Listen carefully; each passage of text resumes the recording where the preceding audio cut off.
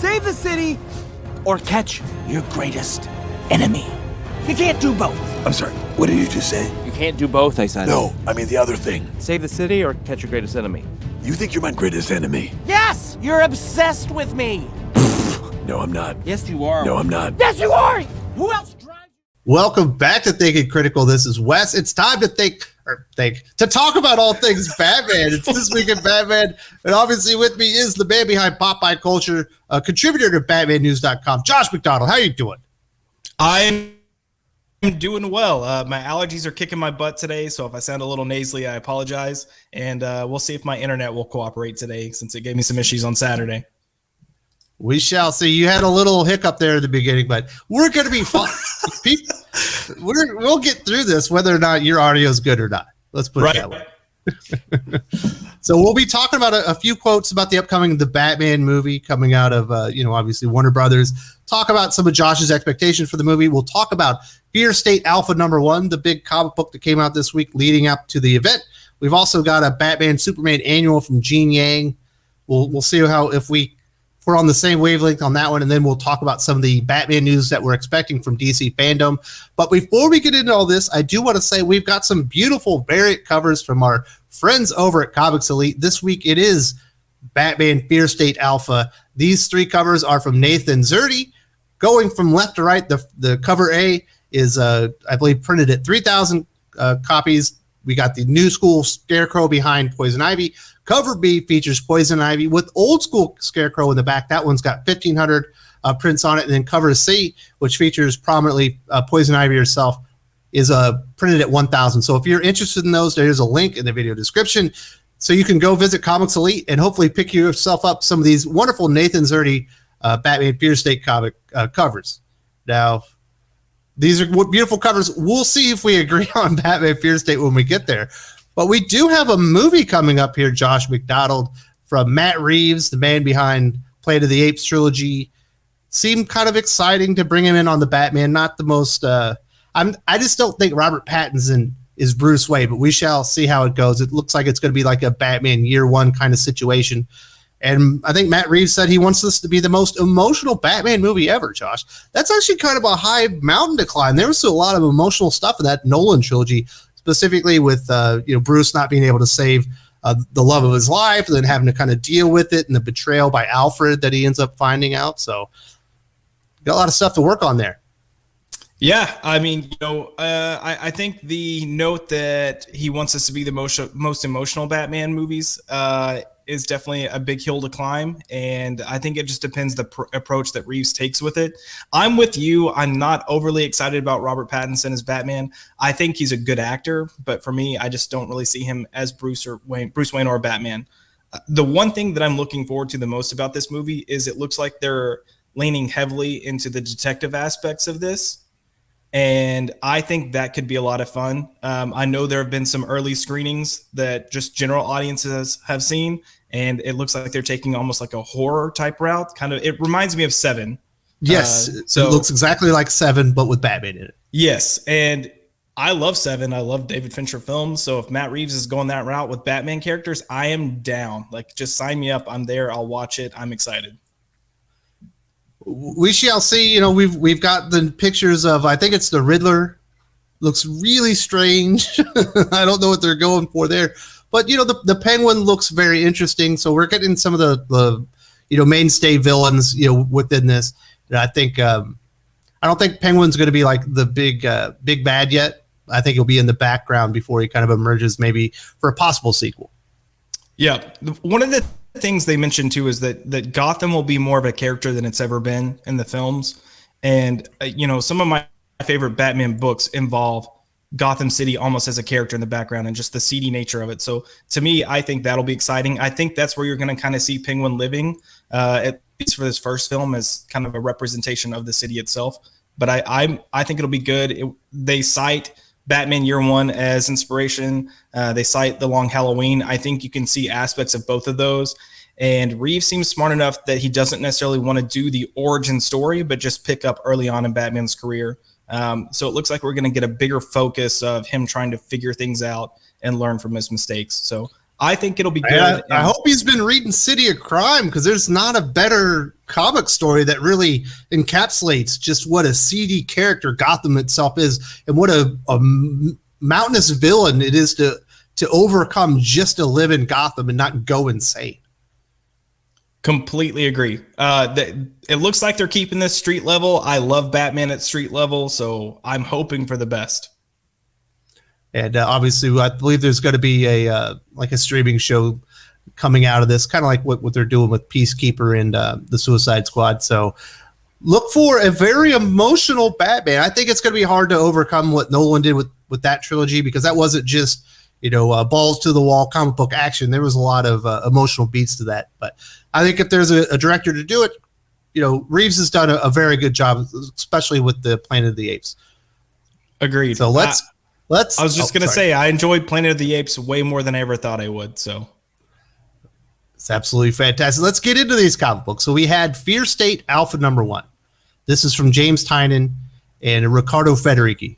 Me personally, I'm a big fan of Riccardo Federici. His work in The Last God with Philip Kennedy Johnson, which is kind of like kind of your fantasy realm, magic kind of stuff, is fantastic. His art fits to that story like a glove.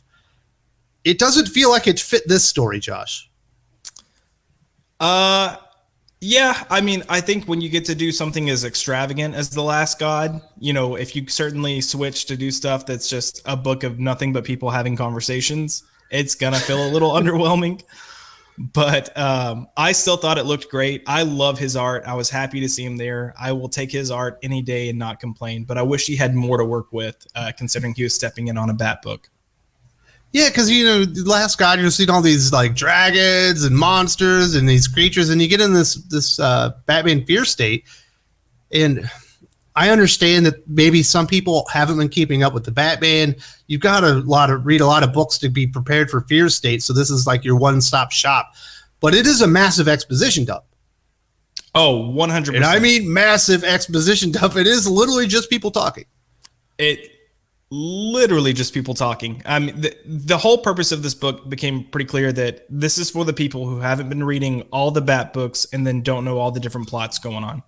So that it's pretty much here to serve as a prologue. Hey, if you missed something, here's a catch up and a recap.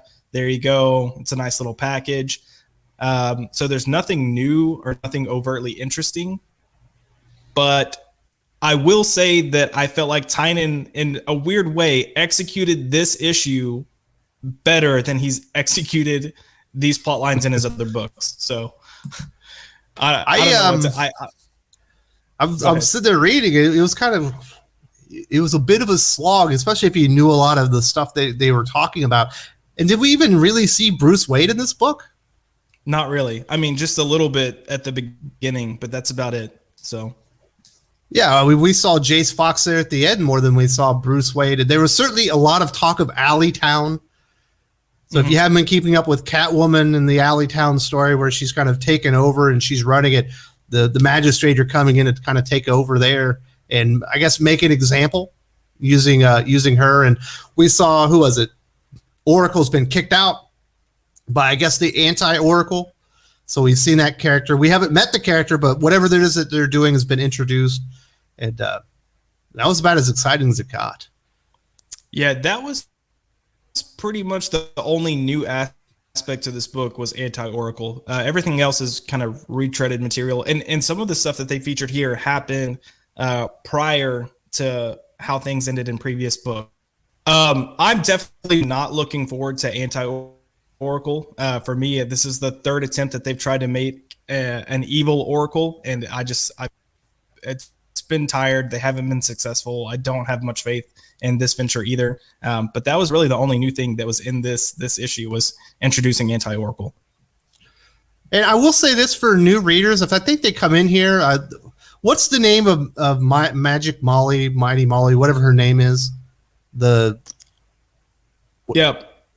If you hadn't said it, now I'm just Magic Molly, and I know that's not right. Miracle Molly. Miracle Molly and Miracle Molly. Yeah. Yes. Whatever that group is that she's a part of comes across as really boring and stupid. And then they're like introducing her to Poison Ivy, who's apparently gone evil, but I guess Harley Quinn can do the Hulk, like, let me touch your wrist and I'll make you normal again kind of thing, and she accepts a bid. Yeah, the Insanity Collective, I feel like There they you started go. as I feel like they started it as one thing and kind of backed away when there was hype around Miracle Molly because they wanted to kind of make that character something fun. But yeah, I'm not interested in them. Yeah, it was. I think for a lot of people, that's their first introduction. They're gonna be like, nah. So I was overwhelmingly disappointed. I think people that are excited for Fear State but haven't read any of the Batman are probably gonna get something out of this comic book. I don't personally recommend it. Although I do love Riccardo Federighi's art, I don't know that it really gets served to its best purpose here. And the story is, like you said, there's just not a whole lot there that's new. So I personally just wouldn't recommend. This is like a 2.5 star comic to me. Yeah, I think it depends on what you've read. So if you've been reading the Batman books, I think you can skip this. If you haven't been reading, definitely pick this up because this will set you up for Fear State. And it covers a lot of ground that you need before starting the event. So let's get into the next comic book. This is Batman Superman Annual 2021. Gene Yang with Francesco Francavilla and Paul Peltier on art. I'm shocked. I didn't particularly like the last issue of Batman Superman, but this is like a one-shot adventure. It's like a lot of fun, even though there's no real Batman other than some names and titles. Like it's really a Superman comic, but I was shocked. I quite enjoyed this. Yeah, it was fun. This plot was kind of touched on earlier in the arc. And I think part of the reason I was so confused at the last issue was they kind of wrapped up the arcing story of this. And it looks like they kind of went back and told like, hey, here's the side elements that we never actually finished. But yeah, it's interesting. This arc started off much better than it finished, but these kind of one-off, like here's a different world, different adventure. That's what made this fun to begin with. So we kind of got to close out these two worlds that started this arc. Like the first issue of this arc was told like in two panels. So you had a film strip across the top, film strip across the bottom, and you had Batman's story and Superman's story. And this finished out each of those world stories. The arc itself of these issues kind of went into other worlds and other different plots, but this circled back to those first two worlds and kind of balanced everything out and wrapped it up pretty nicely. But yeah, it was fun. Yeah, like you've got kind of like golden age type Superman and Batman. What's it like? I like the idea of an evil Lex Luthor on another world, finding our Lex Luthor and deciding that they're gonna jab him in the head and like steal all of his mental acumen into themselves to become like an even worse Lex Luthor. Did I think he maybe harnesses somebody to make him like a human battery? So it was like it was like you said, like fun, like Silver Age weird DC stuff that doesn't make really a whole lot of sense, but it's really fun to watch.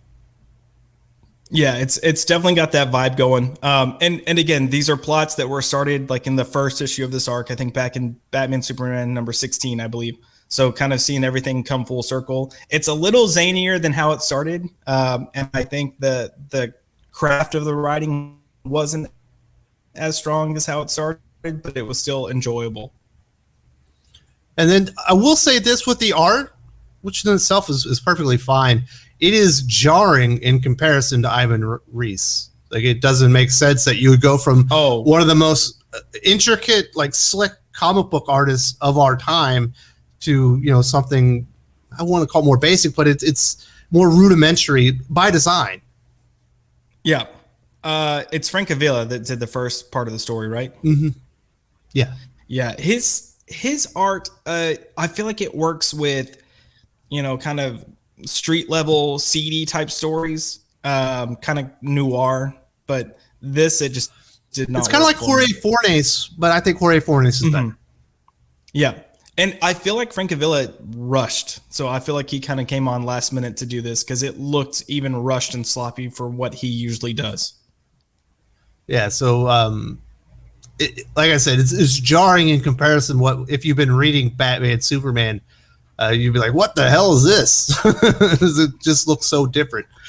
Yep. So I would recommend this one. I'm giving it like a 3.5, 4-star, bordering on a highly recommend. If you're looking for a fun one shot, it's really a Superman story with some Batman elements to it. Go check this one out. You're not going to be disappointed. It's certainly worth $4 to go and check this one out and have a little bit of fun, a little bit of escapism before you jump back into the DC mainline stuff. Agreed. All right, so let's get into DC Comics fandom. Obviously, Batman and Batman-related characters are going to be heavily featured. Which is essentially DC's own, online Comic Con. They debuted it last year. It absolutely wiped the floor with San Diego Comic Con at home. The numbers were much better. It was put together better. The interaction and the way that it was presented was just a slicker presentation. I imagine it'll be even better this year. We've got Batman stuff coming up for movies, TV, comics, animation, and games. So we'll cover them all individually. We are going to get a new The Batman trailer. Obviously, we talked about The Batman a little bit earlier.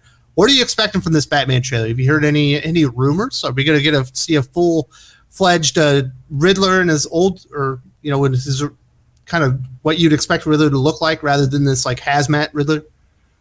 I think they're going to stick with Hazmat Riddler. I think they're going to kind of just take that creepy route and take some liberties with the character. If anything, I think we're going to get to see more of what the plot of the movie will be. So I think that'll be interesting. Yep. So, I love Batman Year One. My like 7. We shall see if the sparkly vampire himself can carry this damn thing. Here's the problem, Josh. I'll be honest with you. When Water for Elephants came out, I was single. You know what I'm saying? Yeah. I had to go see that shit on a date. And ever since then, me and Robert Pattinson ain't cool. That movie sucked. And I blame him. Yeah. I was not a fan of it either. You got forced to go see that crap too? No, I didn't get forced to. I unfortunately went and saw it on my own. Oh. I'm sorry, brother. At least I was forced to go do that stuff. You willingly went and wasted your time on that movie. All right, as far as the television, unfortunately, shit happens though, As far as television, we're going to get information about the new season of Batwoman. If I'm being completely honest, I'm surprised Batwoman is still going on, since the ratings are absolutely terrible. No one seems to like the character. Like, are you surprised Batwoman's getting another season? I'm shocked. I think more so this is almost kind of like I almost feel like they're worried to cancel it early because they just started with the black female as the lead. And I think that is partially playing into it. It could also be the CW trying to give the creative team some room to make adjustments and figure out what they wanted to do. And maybe this third season is their last chance of like, hey, figure it out or you're getting cut. So we'll have to wait and see. But what makes me furious is they've introduced Hush and the Red Hood story both into this shit bomb. Yeah. Yeah. I watched the first 3 episodes of the first season and I haven't watched it since. I didn't think it was done well at all. Why would you introduce 2 of the best Batman Bruce Wayne stories of all times into Batwoman? It's called desperation. They should be movies, man. Come on. They should. They really should. It's so frustrating. It's like when they incorporated so many elements of the Dark Knight Returns into Batman versus Superman and the death of the death of Superman. It's like, why are you wasting all this material in one movie? Yep. Oh yeah, I completely agree. Like they're just blowing their load all at once. So absolutely, that is a perfect analogy, sir. Yeah, back in the day, Warner Brothers was really strict about what they would let properties use and not use because of their films, and now they're just like, fuck it, do whatever. Just throw it all in there. Yeah. As far as the comic books, we're going to get teases about the future of Batman Fortnite, as well as Batman Fear State. Obviously, we hit Fear State Alpha. What are your expectations of Batman Fortnite? They're clearly going to continue doing this because it was so successful the first time. Yeah, I mean, it was a commercialist success, and they're still looking to kind of broaden their audience for reading comics. And if they can get into that gamer audience, especially that audience that plays Fortnite, why not, continue tapping that well? I don't know if they have any numbers to show how well it did of the people potentially transferring into other books. But I would take this book when they redo it and give free issues of other Batman books to try to get people involved. I think it could be pretty successful. Well, and you know it was a success because on the next Batman Fortnite like one shot, Scott Snyder's writing it with Christos Gage. Yeah. So obviously they're like, oh, let's bring in the big Batman writer. Oh, definitely. They're throwing some money down. So. Yeah, I don't imagine we're going to get a whole lot of new information about Batman Fear State, but they are going to talk about that one as well. But we'll be covering that one, obviously for the next. Is it a month? Or is it 2 months? It's got to be a while. It goes out to November, right? I think it goes for. Yeah, I believe so. 3 months. My goodness. So like 3 months. Man, we're gonna be tired of Fear State before this is all over. Now let's get into Warner Brother Animation. Yes. We're going to get a look at season 3 of Harley Quinn and an early peek at the animated Batman Cape Crusader. I've heard so many good things about Harley Quinn. Even my sister-in-law just came over yesterday and was telling me, you need to watch that show. It's so funny. I love it. I think it's freaking hilarious. It's vulgar, but in a way that you're in on the joke. So, they don't take themselves seriously. They make fun of the comic industry in ways that make sense, that we typically make fun of them as well. But the comedy is just spot on. Like I laugh so much while watching that show that I say go watch it if you haven't watched it. Now, what's up with Batman Cape Crusader? Is this a follow-on from something that's already happened in the animated series? Is this going to be inspired by a particular comic book run or something like that, or is it its own thing? I think it's its own thing, but I think they're going back to like just the design look and element of the late 30s of how he looked in the comics. But I believe this is the one that Bruce Timm's coming back on, correct? I believe so, yes. Yeah. So I think they're just pulling clout by having him back on, but it's definitely its own thing. As far as I understand, it's not a continuation. It's just a reimagination, and they're pulling that style and element, which I think is cool. People kind of like that nostalgia or throwback aspect. So I'll be curious to see how it's executed.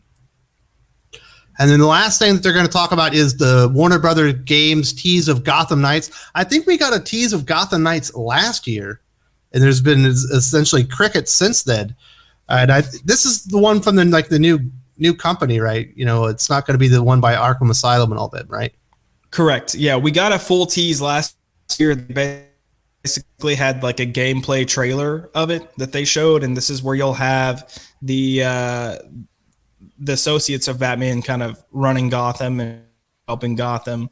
And then I believe they're introducing the Court of Owls. So they're hitting some kind of key elements. It looks like it's kind of falling in line with what they're doing in the comics too.